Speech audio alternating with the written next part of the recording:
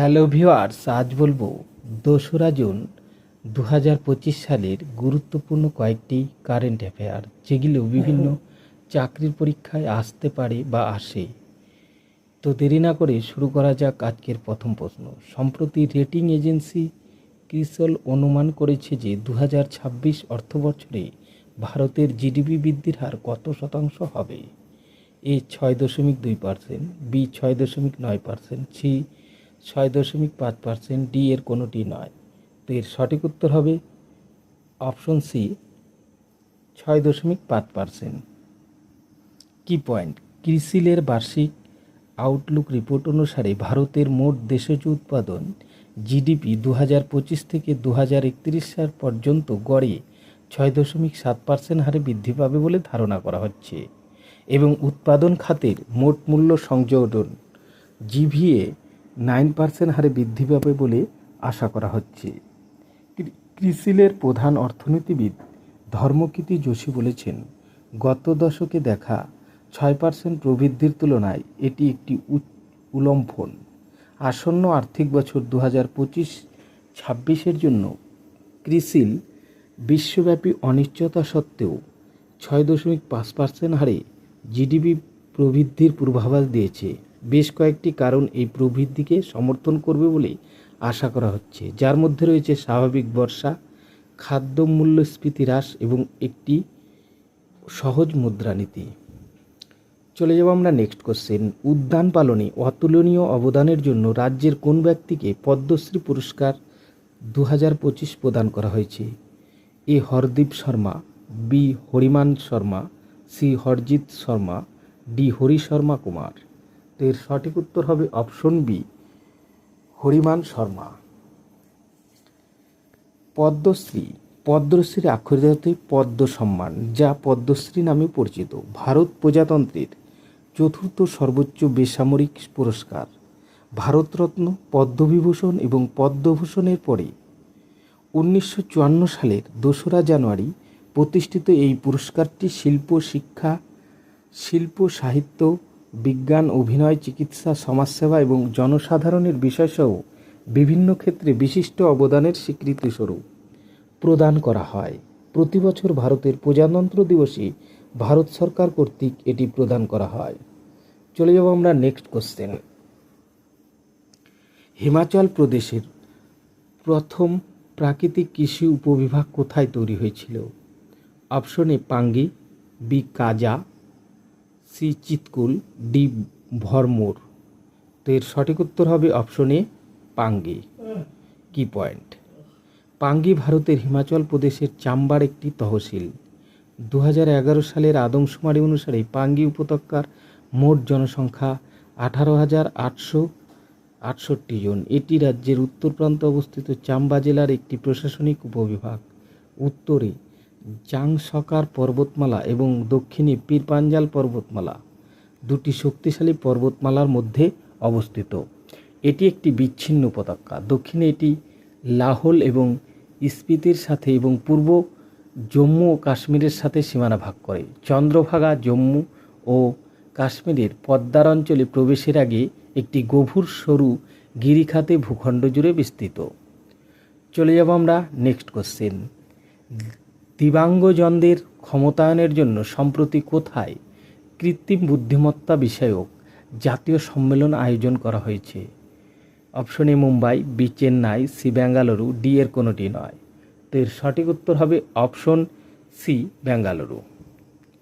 কি পয়েন্ট? সামাজিক ন্যায় বিচার ও ক্ষমতায়ন মন্ত্রক 30 মে বেঙ্গালুরুতে প্রতিবন্ধীদের ক্ষমতায়নের জন্য এআই শীর্ষ সম্মেলনের জন্য প্রস্তুতি নিচ্ছে। ভারত প্রতিবন্ধী ব্যক্তিদের বা দিব্যাঙ্গজনদের জন্য একটি নতুন জাতীয় প্রতিবন্ধী সহায়তা এআই চ্যাটবট চালু করতে চলেছে। এটি কেন্দ্রর মিশন এআইয়ের সাথে আরও উন্নত অ্যাক্সেস যোগ্যতা আনতে চাওয়ার সাথে সঙ্গতিপূর্ণ, বিশেষ করে দিব্যাঙ্গজনদের ক্ষমতায়নের জন্য সহায়ক প্রযুক্তি ও সরঞ্জামগুলিতে এআই বাস্তবায়নের মাধ্যম। চলে যাব আমরা নেক্সট কোশ্চেন। সম্প্রতি 34টি ডিজিটাল আদালত কোথায় উদ্বোধন করা হয়েছে? এ আসাম, বি মিজোরাম, সি নতুন দিল্লি, ডি এর কোনোটি নয়। তো এর সঠিক উত্তর হবে অপশন সি নতুন দিল্লি। কি পয়েন্ট? নয়াদিল্লি 30শে মে পিটিআই দিল্লি হাইকোর্টের প্রধান বিচারপতি দেবেন্দ্র কুমার উপাধ্যায় শুক্রবার রাউজ অ্যাভিনিউ জেলা আদালত কমপ্লেক্সে 34টি ডিজিটাল আদালতের উদ্বোধন করেছেন, যাতে কেবলমাত্র জাতীয় রাজনীতিতে আলোচনাযোগ্য উপকরণ আইনের অধীনে মামলার বিচার করা হয়। চলে যাব আমরা নেক্সট কোশ্চেন। সম্প্রতি জাতীয় প্রতিরক্ষা একাডেমি থেকে কতজন মহিলা ক্যাডেট পাশ করেছেন তার প্রথম batch? Option A 14, B 17, C 15, D এর কোনোটি নয়। তো এর সঠিক উত্তর হবে অপশন বি 17। কি পয়েন্ট? এই অনুষ্ঠানটি ভারতীয় সেনাবাহিনীতে লিঙ্গ অন্তর্ভুক্তির দিকে একটি গুরুত্বপূর্ণ পদক্ষেপ হিসেবে চিহ্নিত।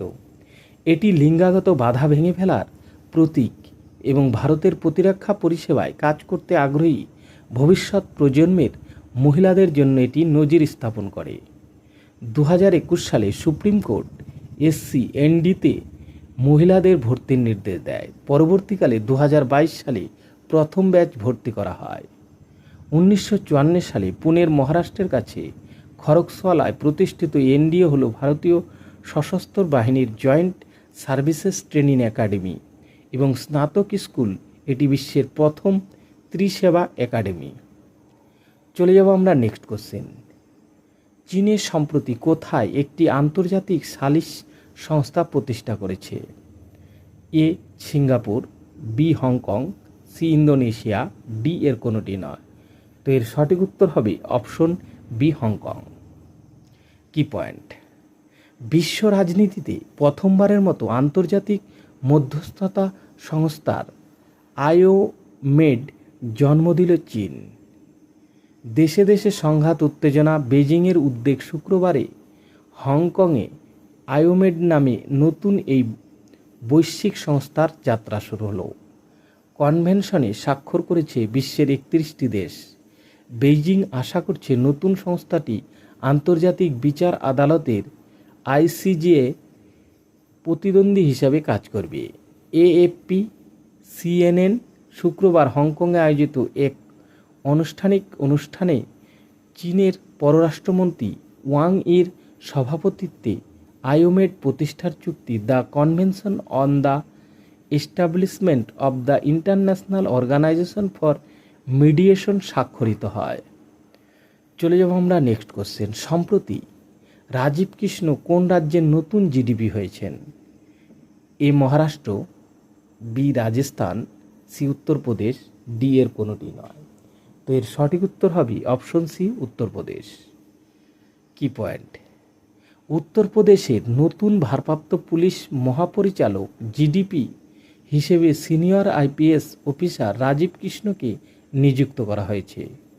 তিনি 1990 ব্যাচের আইপিএস অফিসার প্রশান্ত কুমারের স্থলাভিষিক্ত হয়েছেন। তিনি শনিবার অবসর গ্রহণ করেন। এর ফলে উত্তরপ্রদেশের জিডিপি প্রশান্ত কুমারের মেয়াদ বৃদ্ধি নিয়ে জল্পনা কল্পনার অবসান ঘটল।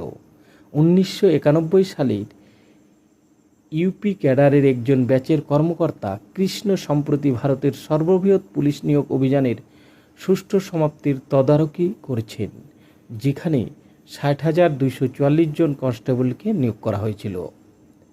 চলে যাব আমরা নেক্সট কোশ্চেন। ভারতের প্রথম AISEZ কোথায় 1000 কোটি টাকা ব্যয়ে চালু হবে? A Hyderabad, B Kolkata, C Visakhapatnam, D Nava Raipur. তো এর সঠিক উত্তর হবে অপশন ডি নবরায়পুর। কি পয়েন্ট? ভারতকে বৈশ্বিক প্রযুক্তি কেন্দ্র হিসেবে প্রতিষ্ঠিত করার লক্ষ্যে একটি বড় পদক্ষেপ হিসেবে দেশের প্রথম কৃত্রিম বুদ্ধিমত্তা কেন্দ্রিক বিশেষ অর্থনৈতিক অঞ্চল SEZ ছত্তিশগড়ের রাজধানী নবরায়পুরে নির্মিত হতে চলেছে। ছত্তিশগড় সরকার বাণিজ্য মন্ত্রণালয়ের এক আদেশে বরাত দিয়ে জানিয়েছে, ইন্দোর ভিত্তিক কার্বন নিরপেক্ষ data center rack bank data centers private limited কর্তৃক তৈরি এই প্রকল্পটিতে 1000 কোটি বিনিয়োগ করা হবে এবং এটি কৃত্রিম বুদ্ধিমত্তা গবেষণা উন্নয়ন এবং স্থাপনার জন্য অত্যাধুনিক অবকাঠামো স্থাপনের জন্য ডিজাইন করা হয়েছে। চলে যাব আমরা নেক্সট কোশ্চেন। সম্প্রতি 2025 সালের জন্য Princess of Asturias Sports Award কাকে দেওয়া হয়েছে? Option A Iga Swiatek, B Venus Williams, C Serena Williams, D এর কোনোটি নয়। তো এর সঠিক উত্তর হবে option C Serena Williams. Key point? আধুনিক খেলাধুলার ইতিহাসের অন্যতম আইকনিক ক্রীড়াবিদ সেরেনা উইলিয়ামসকে স্পোর্ট 2025 জন্য প্রিন্সেস অফ আস্তুরিয়াস অ্যাওয়ার্ডে ভূষিত করা হয়েছে। এটি একটি মর্যাদাপূর্ণ স্প্যানিশ সম্মান যা ক্রীড়া শিল্পকলা, সাহিত্য এবং বিজ্ঞান সহ বিভিন্ন ক্ষেত্রে শ্রেষ্ঠত্ব এবং বিশ্বব্যাপী অবদানের জন্য ব্যক্তি এবং প্রতিষ্ঠানকে স্বীকৃতি দেয়। 43 বছর বয়সী আমেরিকান টেনিস কিংবদন্তি স্পেনের সর্বোচ্চ বেসামরিক সম্মাননাগুলির মধ্যে একটি। এই পুরস্কারের অতীত প্রাপকদের একটি অভিজাত তালিকায় যোগ দিয়েছেন। তো বন্ধুরা, ভিডিওটি কেমন লাগলো? যদি ভালো লেগে থাকে লাইক, শেয়ার ও কমেন্ট করতে ভুলবেন না। আর এই চ্যানেলে যারা নতুন, চ্যানেলটি সাবস্ক্রাইব করে পাশে থাকবেন। ধন্যবাদ সবাইকে। আজকের মতো এ পর্যন্তই।